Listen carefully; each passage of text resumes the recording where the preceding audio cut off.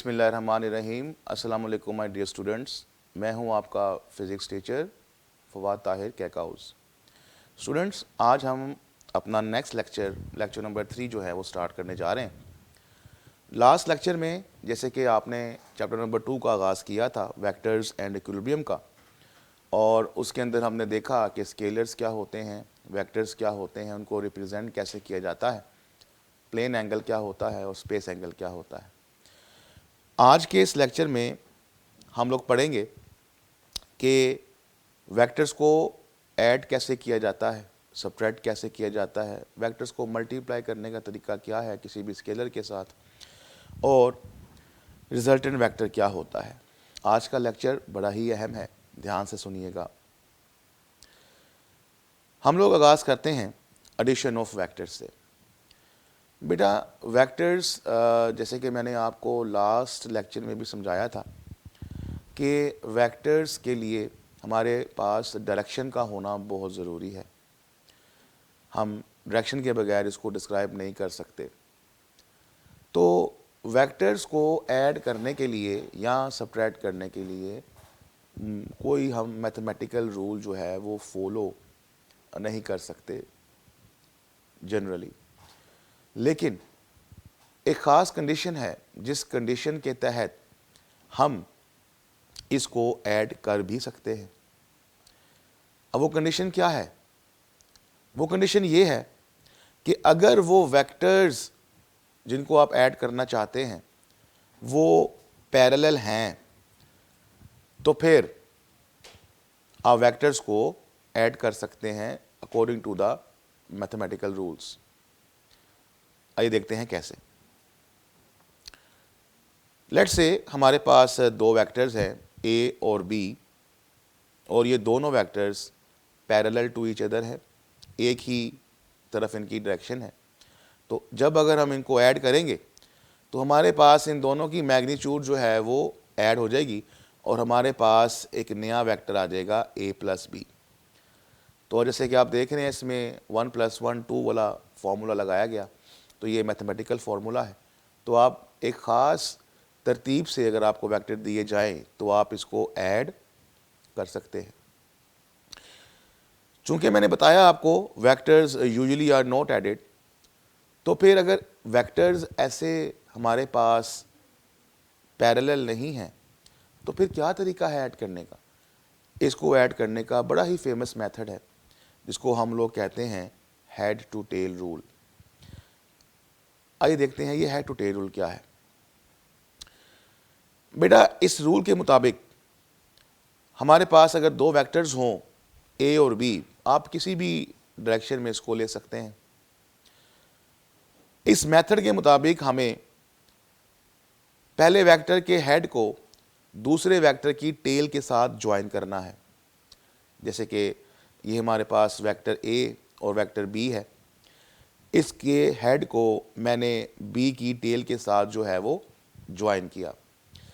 जब आप इसको ज्वाइन करेंगे तो जैसे बेटा हमारे पास 2 + 2 = 4 एक रिजल्टेंट नंबर आता है, वैसे ही वेक्टर्स को आपस में ऐड करने से एक नया वेक्टर पैदा होता है जिसको हम लोग रिजल्टेंट वेक्टर कहते हैं। और रिजल्टेंट वेक्टर कैसे आता है, कैसे बनाते हैं?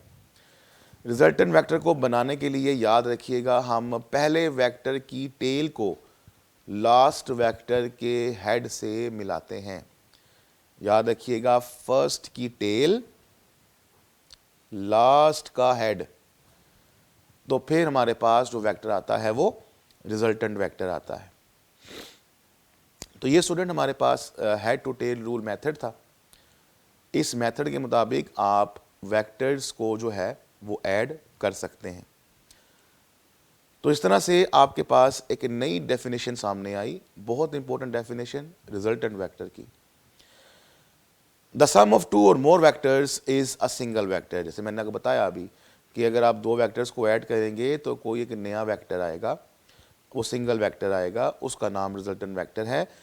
That single vector have the same effect as the combined effect of all the vectors to be added. उस अकेले वेक्टर का इफेक्ट उतना होगा जितना उन तमाम वेक्टर्स का इफेक्ट होगा जिनको आपने ऐड किया है। तो बेटा हम रिजल्टेंट वेक्टर को मज़ीद क्लियर करते हैं। देखिए मैंने डिफरेंट वेक्टर्स जो हैं वो मैंने डिफरेंट डायरेक्शंस में लिए, A B C D and E, ये डिफरेंट डायरेक्शन में मैंने वेक्टर्स लिए और अब मैं इनको ऐड करना चाहता हूँ। मैंने दो तरीक़ों से इसको ऐड करके दिखाया ताकि आपको एडिशन जो है वो मज़ीद क्लियर हो जाए। देखिए मैंने वेक्टर ए और बी सी डी सबको ऐड किया और मैंने ऐड करते वक्त एक चीज़ का ध्यान रखा कि जो डायरेक्शन मैंने कंसिडर की थी वही डायरेक्शन रहे। और जब मैं इनको सबको ऐड करूँगा तो मेरे पास फाइनली रिजल्टेंट आएगा जो कि फर्स्ट की टेल लास्ट का हेड होगा। तो फिर हमारे पास रिजल्टेंट आ जाएगा जो कि ए बी सी डी और ई का सम होगा। बिल्कुल ऐसे ही अगर मैं डिफरेंट ऑर्डर से ऐड करता हूँ like B C D E and then A, तो हमारे पास जो रिजल्टेंट आएगा वो कुछ यूँ आएगा। तो बेटा ज़रूरी नहीं है कि आपने ऑर्डर में ही ऐड करना है, आप जैसे मर्ज़ी इसको ऐड कीजिए, लेकिन ध्यान रखना है कि डायरेक्शन जो है वो आपकी डिस्टर्ब ना हो। तो ये है हमारे पास एडिशन ऑफ वेक्टर्स जो कि मैंने आपको मज़ीद क्लियर किया। अब एक चीज़ देखते हैं, बड़ा इंपॉर्टेंट कॉन्सेप्ट है कि क्या वेक्टर एडिशन जो है वो कॉम्यूटेटिव होता है। बेटा कॉम्यूटेटिव से मुराद है कि ए में ऐड किया जाए बी या बी में ऐड किया जाए ए, तो आंसर जो है वो सेम आता है, रिजल्टेंट सेम आता है। लेट्स से हमारे पास दो वेक्टर्स ए और बी हैं, गिवन डायरेक्शन में हैं, जो कि मैंने कोई भी रख ली है। According to head to tail rule जब हम इसको ऐड करेंगे तो हमारे पास resultant vector A plus B आएगा। और अगर हम ज्वाइन करें tail of A with head of B तो फिर हमारे पास resultant vector B plus A आएगा, बिकॉज मैंने बी के हेड को ए की टेल से ज्वाइन किया है और इसको मैंने डॉटेड लाइन से रिप्रेजेंट किया है। तो आप देख रहे हैं कि ए प्लस बी करने से जो रिजल्टेंट वेक्टर जिस डायरेक्शन में था, बी प्लस ए करने से भी रिजल्टेंट वेक्टर उसी डायरेक्शन में है। तो लिहाजा इसकी ना मैग्नीट्यूड पे फ़र्क पड़ा ना डायरेक्शन पे फ़र्क पड़ा, तो लिहाजा दोनों इक्वल हैं। तो हम कह सकते हैं कि वेक्टर एडिशन जो है वो कॉम्यूटेटिव है। बेटा अब हम स्टार्ट करते हैं next article, subtraction of vectors, कि वेक्टर्स को सब्ट्रैक्ट कैसे किया जाता है। जैसे मैंने पहले आपको बताया कि वेक्टर्स सिंपल मैथमेटिकल तरीके से ऐड सब्ट्रैक्ट नहीं हो सकते, लेकिन एक ख़ास तरीका है जिसकी मदद से आप इसको कर भी सकते हैं। बिल्कुल वैसे ही दो वेक्टर्स मैंने लिए ए और बी, लेकिन आप देख रहे हैं कि मैंने इन दोनों की डायरेक्शन जो है वो ऑपोजिट कंसिडर की है, एंटी पैरेलल हैं, मैग्नीट्यूड में डिफरेंट हैं। जब मैंने इनको सब्ट्रैक्ट करने की कोशिश की तो फिर मेरे पास एक नया वेक्टर a माइनस बी आ गया।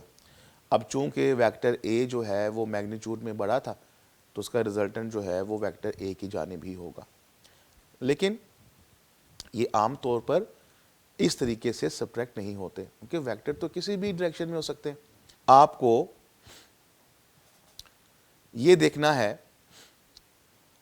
कि जिस वेक्टर को आपने सब्ट्रैक्ट करना है उस वेक्टर का रिवर्स वो दूसरे वेक्टर में ऐड कर दें। जैसे बेटा मैंने आपके सामने दो वेक्टर्स लिए ए और बी, और मैं चाहता हूं कि मैं वेक्टर बी को सब्ट्रैक्ट करूं ए में से, तो फिर मैं क्या करूंगा, मैं वेक्टर बी का एक रिवर्स वेक्टर जो है वो बना लूँगा। जब वेक्टर बी का मैं रिवर्स वेक्टर बनाऊंगा तो मुझे सिर्फ इसकी डायरेक्शन को अपोजिट करना है, और फिर मैं इसको वेक्टर ए में ऐड कर देता हूँ। ये देखिए मैंने इसको वेक्टर ए में ऐड कर दिया, और जब मैंने इसको ऐड किया तो मेरे पास एक रिजल्टेंट आया। अगेन वही फर्स्ट की टेल, लास्ट का हेड। तो फिर ये जो a माइनस बी आया है, ये हमारे पास वेक्टर की सब्ट्रैक्शन को शो कर रहा है। एक चीज़ आपने सब्ट्रैक्शन में नोट की होगी कि वेक्टर की सब्ट्रैक्शन के लिए ज़रूरी है कि आप वेक्टर की डायरेक्शन को रिवर्स करें। तो लिहाजा सब्ट्रैक्शन जो है वो एडिशन ऑफ सेम वेक्टर है बट विद रिवर्स्ड डायरेक्शन। तो ये बेटा हमारे पास छोटा सा आर्टिकल था सब्ट्रैक्शन ऑफ वेक्टर्स का। आइए अब आगे बढ़ते हैं और मल्टीप्लिकेशन ऑफ वेक्टर को समझते हैं ये क्या है। बेटा मल्टीप्लिकेशन ऑफ वेक्टर एक बहुत बड़ा आर्टिकल है, लेकिन यहाँ पर हम multiplication of vector with scalar पढ़ रहे हैं। किसी एक नंबर के साथ आप इसकी मल्टीप्लिकेशन देखेंगे। जब बेटा एक वेक्टर किसी स्केलर नंबर n से मल्टीप्लाई होता है तो हमारे पास एक नया वेक्टर आता है जिसकी मैग्नीट्यूड जो है वो n टाइम्स हो जाती है। स्केलर नंबर बेटा पॉजिटिव भी हो सकता है, नेगेटिव भी हो सकता है। अगर ये नंबर हुआ पॉजिटिव तो डायरेक्शन तो सेम रहेगी, और अगर ये नेगेटिव हुआ तो ये डायरेक्शन रिवर्स हो जाएगी। आइए इसको देखते हैं। मैंने एक किसी भी आर्बिट्री डायरेक्शन में वेक्टर ये सपोज किया और मैंने इसको एक स्केलर नंबर +2 से मल्टीप्लाई कर दिया। जैसे कि आपने अभी सीखा कि अगर आप इसको किसी नंबर से मल्टीप्लाई करेंगे तो उसकी मैग्नीट्यूड जो है उतने टाइम्स हो जाएगी, तो हमारे पास एक नया वेक्टर आएगा जो कि 2a के बराबर होगा। बिल्कुल ऐसे ही अगर मैं इसको मल्टीप्लाई कर दूं किसी नेगेटिव नंबर से, लेट से मैंने इसको -2 से मल्टीप्लाई किया, जब मैंने इसको -2 से मल्टीप्लाई किया तो उसकी मैग्नीट्यूड तो डबल हो जाएगी लेकिन डायरेक्शन जो है वो रिवर्स हो जाएगी। तो इस तरह से आपने multiplication of a vector with a scalar करना है। लेकिन आप एक चीज़ का ध्यान में रखिएगा, बहुत इंपॉर्टेंट बात, कि जब आप किसी वेक्टर को स्केलर से मल्टीप्लाई करते हैं कोई नया वेक्टर आता है। मतलब ये मैं आपसे क्या कह रहा हूँ, जैसे देखिए हमारे पास एग्जाम्पल में दो क्वांटिटीज़ हैं, एक है मैस और एक है वेलोसिटी। मैस एक स्केलर है, वेलोसिटी एक वेक्टर है, और जब ये दोनों आपस में मल्टीप्लाई होते हैं तो हमारे पास एक नई क्वांटिटी आती है, वो है मोमेंटम, जो कि वेक्टर क्वांटिटी है। बिल्कुल ऐसे ही हमारे पास अगर मैं मैस को एक्सेलरेशन से मल्टीप्लाई करता हूँ तो मेरे पास एक नई फिजिकल क्वांटिटी आती है जो कि है फोर्स। तो multiplication of a vector with scalar से आपने ये सीखा कि एक तो उसकी मैग्नीट्यूड जो है वो उतने टाइम्स हो जाती है जितने से आपने उसको मल्टीप्लाई किया है, और दूसरा रिजल्ट में हमारे पास कोई नया वेक्टर आता है। तो ये बेटा हमारे पास आज का लेक्चर था।